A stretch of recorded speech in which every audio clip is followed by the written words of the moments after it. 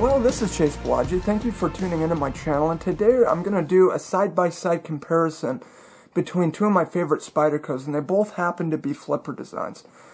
So let's go ahead and start with the obvious first. We'll start with the scales. As you can see on the Southard, it's kind of rocking this brown G10 scales. They provide really good grip. They provide really good grip out of box, but they did wear down a little bit. They still have good grip, but you know, just very functional. They do look good. On the other hand, we have the Domino here with this beautiful carbon fiber with this blue weave in there. Okay, I'm going to give you a kind of a close-up shot of that so you can see it. Absolutely beautiful. Not horrible for traction, but not nearly as good as the Southard in that department. Okay. Now, if we take a look at this dimension, this thickness here on the Southard, it measures right at about 1 1/4 inches, and on the Domino, it's about 1 1/2 at its widest point. Now, that extra 1/4 inch, it might not seem like a lot, but it does make a difference while carrying it in your pocket. So, long story short, I do prefer the dimension of the Southard there. But now that we're looking at dimensions, let's go ahead and check out the thickness here. As you can see, the Southard is actually quite a bit thicker, not quite a bit, but it is thicker in this dimension. So I do prefer the dimension on the Domino here. Okay. Now, turning it around, let's check out the pocket clips. The pocket clip on the Southard is so-so. I'm not the biggest fan. That's my biggest gripe with this knife is the pocket clip for a couple reasons. First of all, it's not super deep carry. Secondly, you're stuck in this position. It is tip-up right-hand carry only. I mean, you can carry it in your left, and as a matter of fact, I did carry it in my left pocket just to see how it will work, just because this kind of fits nicely into the crook of your pocket. However, what I found when I was digging in to get other things in my pocket, check out how close that blade, and let me see if I can get it. Check out how close this blade is to the, to the tip there. Okay, you can actually even touch it if you try. But the, my pinky, I don't even know if you can see it. Maybe I can roll in the picture.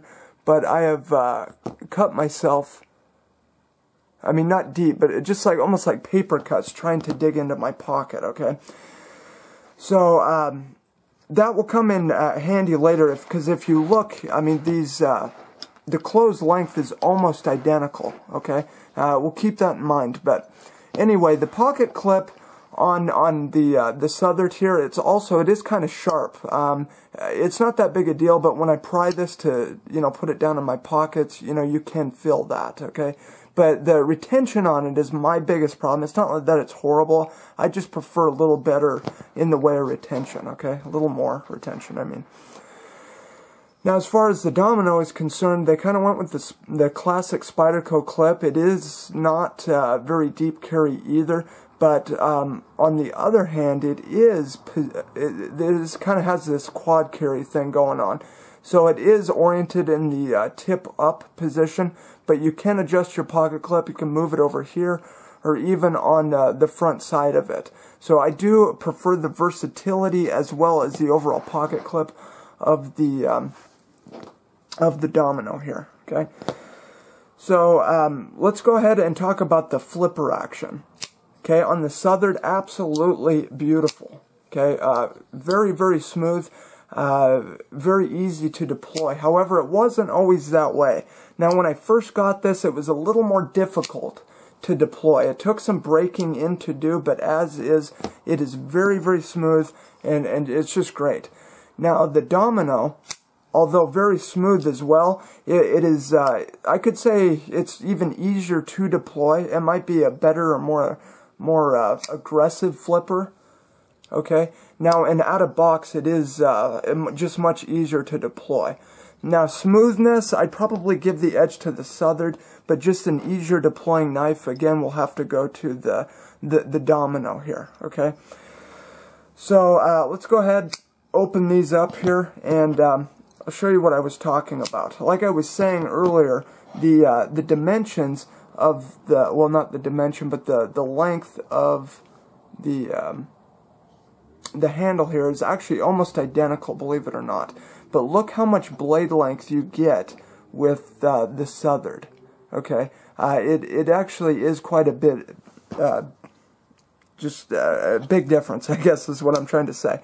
You'll notice there's no way you're going to be able to cut yourself on the Domino, but they're getting it very close to the edge here. So left-hand carriers, just be aware of that. All right.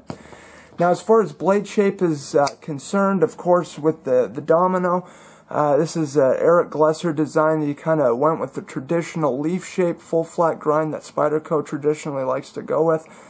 Beautiful design, and normally I prefer this kind of grind.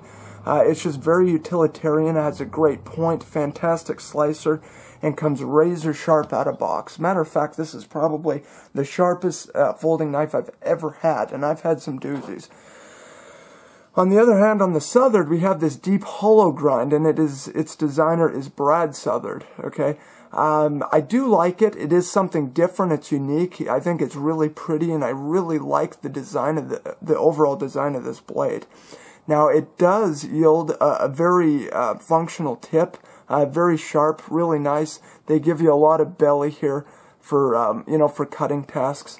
Overall, my preferences, although this would be great for skinning, working well with like wood and stuff. For an EDC knife, I tend to favor a full flat grind, but they're both fantastic. Okay, let's go ahead and talk about the steel really quick on the Southard. This is a steel by Carpenter. This is a CTS 204P, which is a very high-end steel and analogous to something like an M390. I can't really comment on that personally. I'm still working with this same edge. It's held up fantastic. I've just used it for regular EDC tasks. But if it is what they say it is, something like an M390, I'd be very, very excited about that, as I absolutely love that steel. I do have a Benchmade in it, and it's just a fantastic steel. Now, on the Domino, again, another steel by Carpenter. This is a Cts Xhp.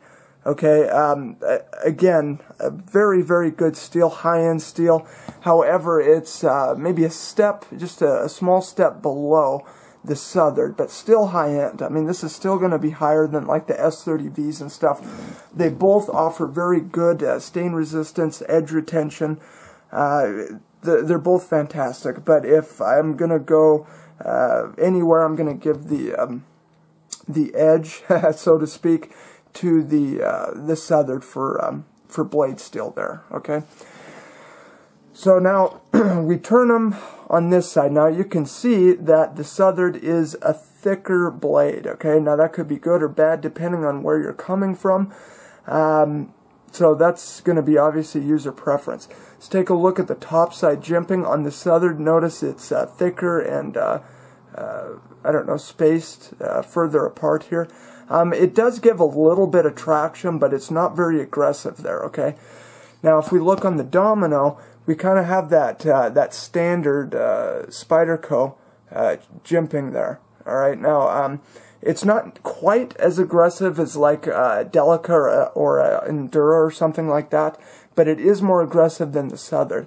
Another thing I really do like about the Domino is they give you bottom side jimping in a place to, kind of like in this choil area here, a place to kind of choke up on the knife and get some detail work done. I really do like that, okay? Now, they're both titanium frame locks. If we look at the lockup, you can see on the Southard, mine locks up a little bit late. It's past 50% there. If we look on the Domino here, it locks up a bit earlier, somewhere at 50 or maybe even before 50% there, okay?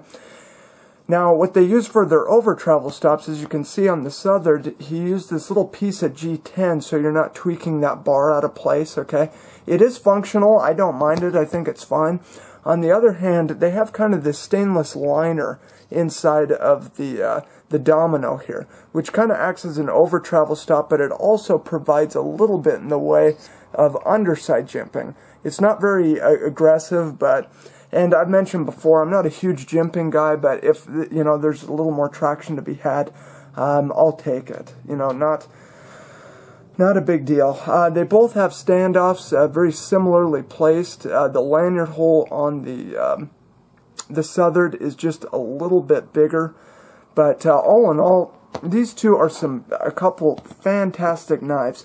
We did talk about the action. They're both very, very smooth, but as far as secondary deployment is concerned, in the Southard, it is a little more difficult. It can be done, but I would say this is going to be primarily a flipper design, okay?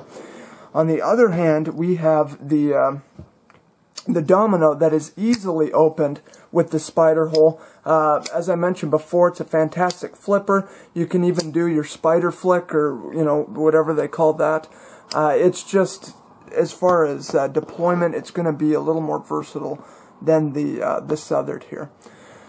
But like I was saying, you guys, it's very hard to go wrong with either one of these. They're absolutely wonderful knives. I love them. I can't say enough good about them. They're both made in Taiwan, which might be a bummer to some. Of course, we'd like to see them made in Golden, Colorado, especially for the prices. However, the quality's there, guys. There's nothing to complain about in fit, finish, quality. Centering on both is absolutely fantastic. Really, there's nothing I can fault on either one of these knives, really, aside from, like I said, this pocket clip isn't my favorite, but anyway, I wouldn't hesitate carrying either one of these. But you guys, that is just a quick side-by-side comparison. Thank you so much for tuning into my channel, and as always, if you have any questions, feel free to leave your mark in the comment section. If you enjoyed this video, please feel free to like, share, favorite, subscribe, all of that good stuff. Anyway, until next time, this is Palagi, signing off.